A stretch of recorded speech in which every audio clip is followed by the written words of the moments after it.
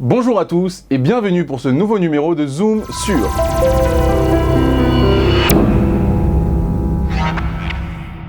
Pour ce nouveau numéro, nous allons traiter avec nos invités du jour d'un sujet très en vogue puisque nous allons faire un zoom sur le coaching.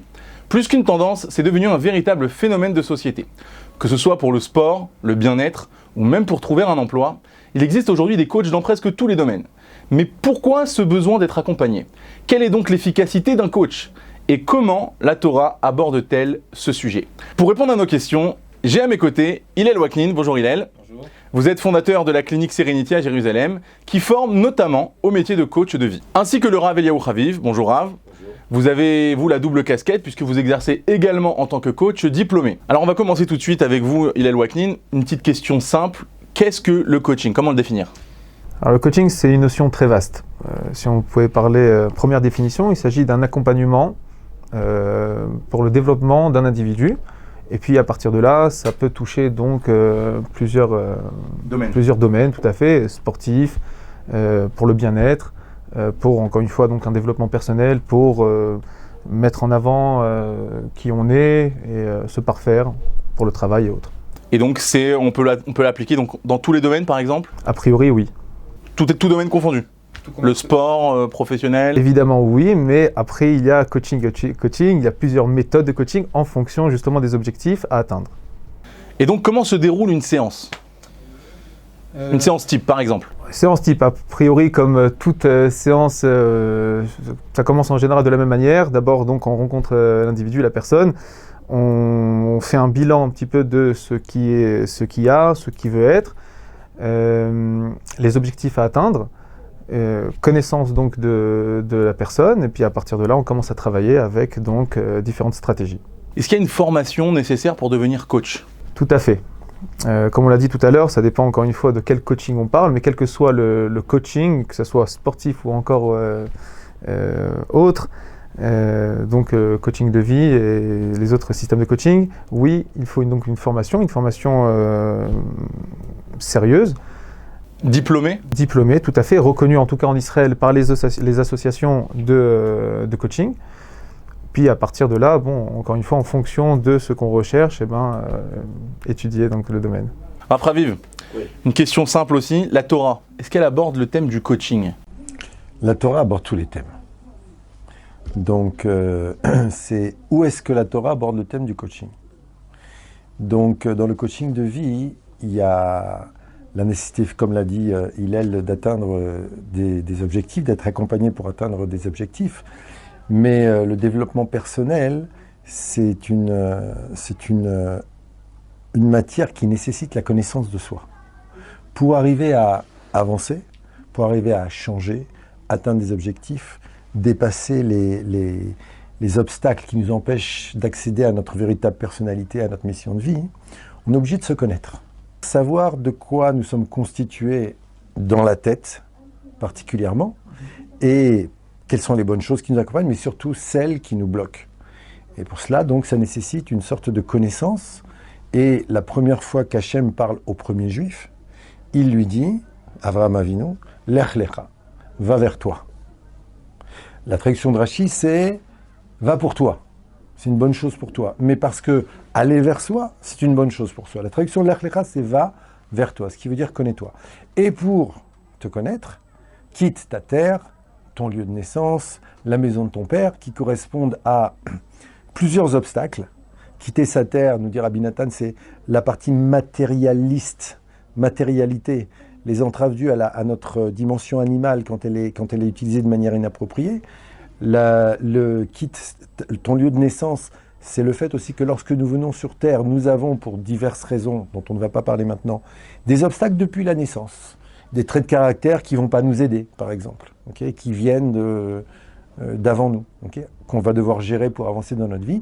Et surtout, la maison de ton père, c'est-à-dire l'environnement et sa pression, lorsque l'environnement est constitué de valeurs qui vont nous empêcher de devenir nous-mêmes, qui vont nous amener vers l'idolâtrie, si l'on peut dire. Et ça veut dire, en gros, connais-toi. Et pour te connaître, tu dois sortir de ta zone de confort.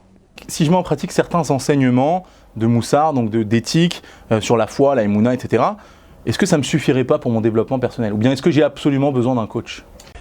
À part les blonds, ça ne suffira pas. C'est-à-dire qu'aujourd'hui, force est de constater que nous avons été abîmés. Abîmés par des valeurs occidentales qui se sont infiltrées absolument partout, même dans le monde de la Torah, okay, et qui font que l'individu vit sous des pressions aujourd'hui qui sont terribles, des tentations qui sont terribles, des manières de voir le monde qui sont fausses. Okay. Et donc c'est vrai que le Moussar vient te dire, tu dois faire ça. Donc, si tu te mets en colère, tu vas en enfer. Si tu ne te mets pas en colère, c'est bon pour toi. Donc on a l'impression aujourd'hui que, eh ben, puisque maintenant le Moussar me l'a dit, je ne vais pas me mettre en colère et je ne vais pas aller en enfer. Mais ça ne marche pas comme ça aujourd'hui. Aujourd'hui, l'inconscient de l'individu est abîmé par des croyances limitantes qui l'empêchent d'avancer. Et ces croyances limitantes-là, hein, si on ne s'en débarrasse pas, si on ne les change pas par des croyances ressources, eh ben on aura beau dire « je ne veux plus me mettre en colère, je ne veux plus me mettre en colère » et prier pour plus se mettre en colère et réparer ses midotes, eh ben on n'arrivera pas à changer. Au mieux à se contenir. Hillel, est-ce qu'il peut y avoir des risques de dérive, type prendre la place du psychothérapeute ou autre dans la fonction d'un coach?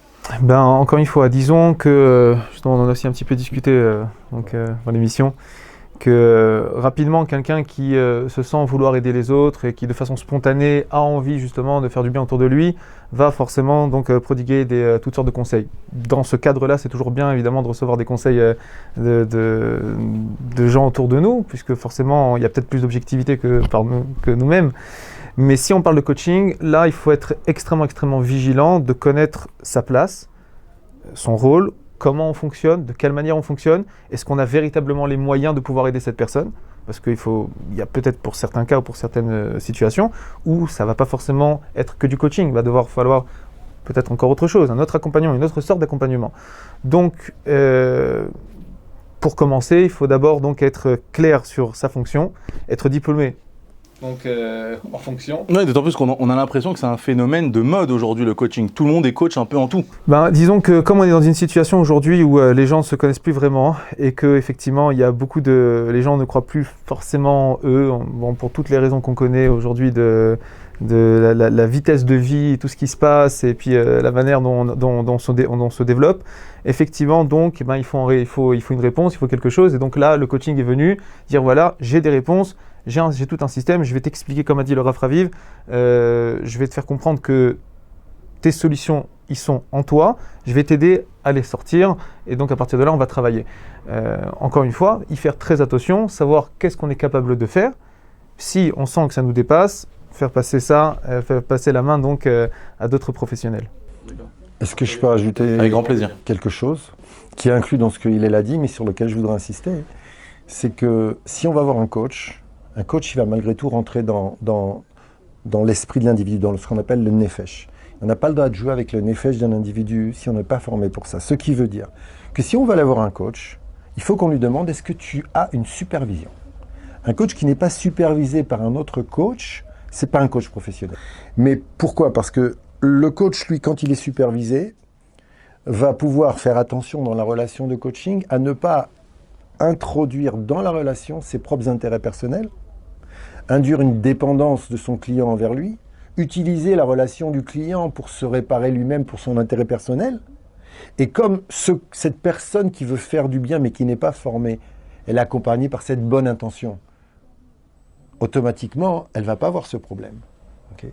Et si on n'est pas formé professionnellement, alors on n'est pas supervisé. Et si on n'est pas supervisé, c'est pour ça que je dis à tous les gens qui vont nous regarder, allez chez un coach, okay, mais demandez-lui, est-ce que vous êtes diplômé? Est-ce que vous êtes supervisé?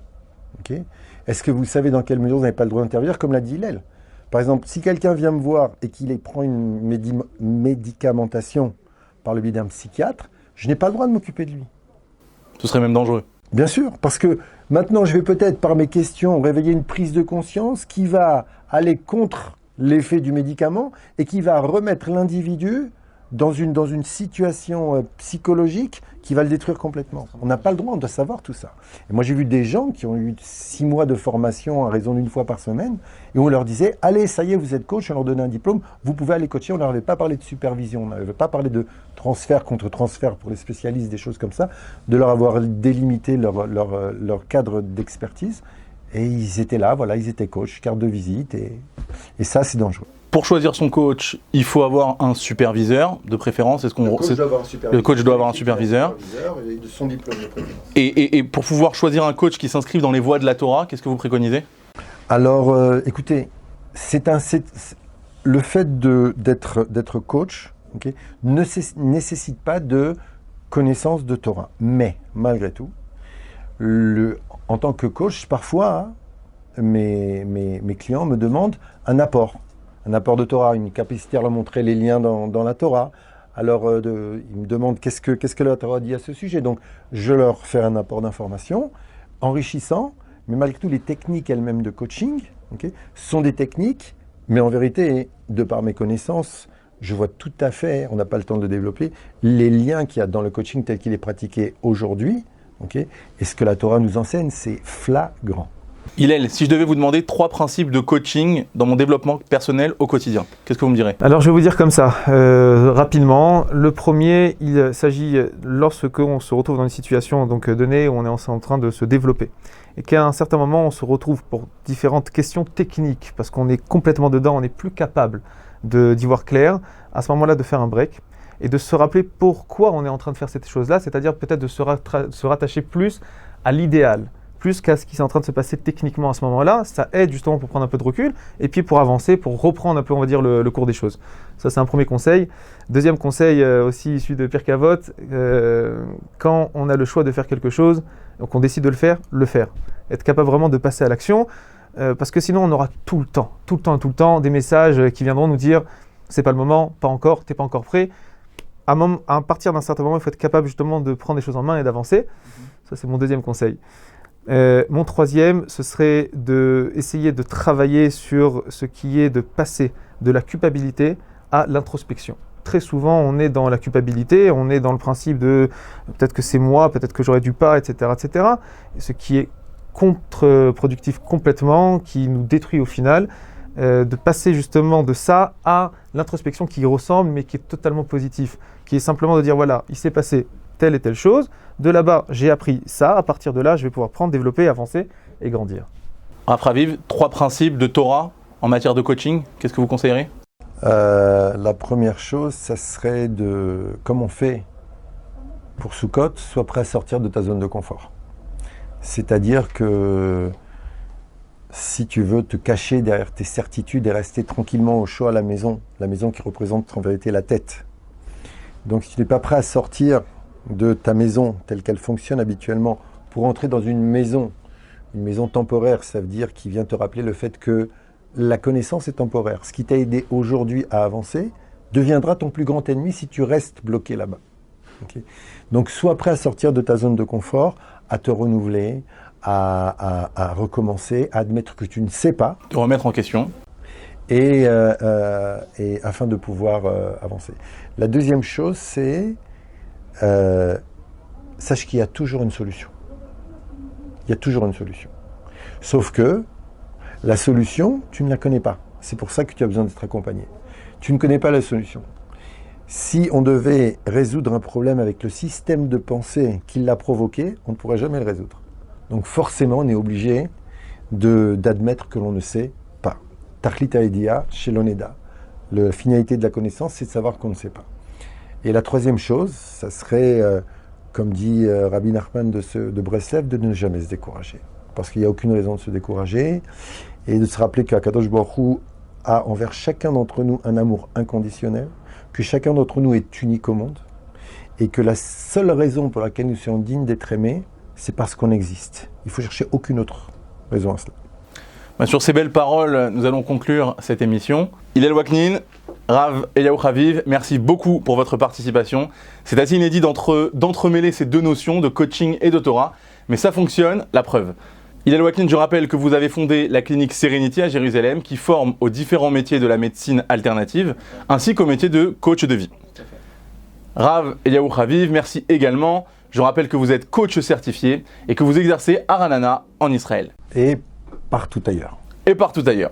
Pour ma part, tout cela a été passionnant et c'est donc partie remise le mois prochain pour un nouveau numéro de Zoom sur. À très bientôt.